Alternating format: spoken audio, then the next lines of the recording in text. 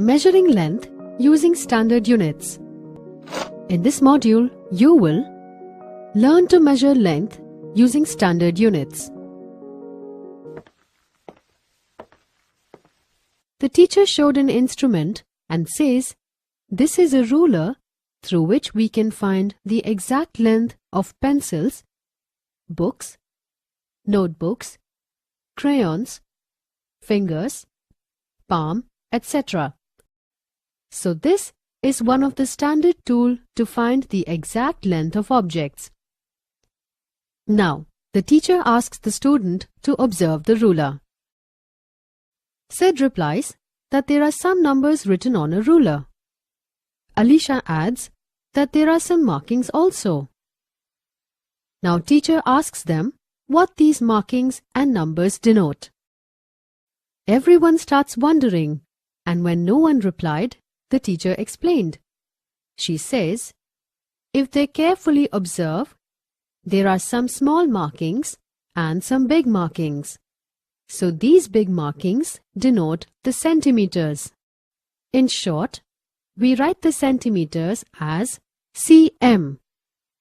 If the last number written on a ruler is 15, that means the ruler is 15 centimeters long.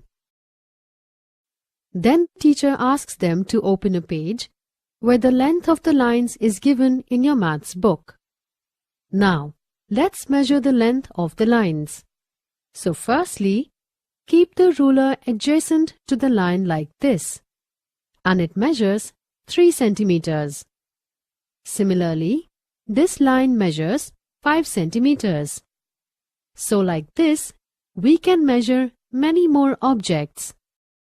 Now teacher asks, have they ever seen this type of a ruler? Sophie replies, yes. She has the same one at her home, and her mother uses this scale to measure cloth. Teacher also explains that when we have to measure greater length, we use meter ruler. For example, to measure the length of table, bed, height of door, etc. Let's recap. Here, we have learnt that ruler is a standard tool to measure the length of objects. Its unit is centimeter and it is denoted by cm.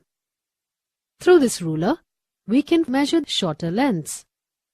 The other unit of measurement of length is meter, which is denoted by a letter m. Through this ruler, we can measure the longer lengths.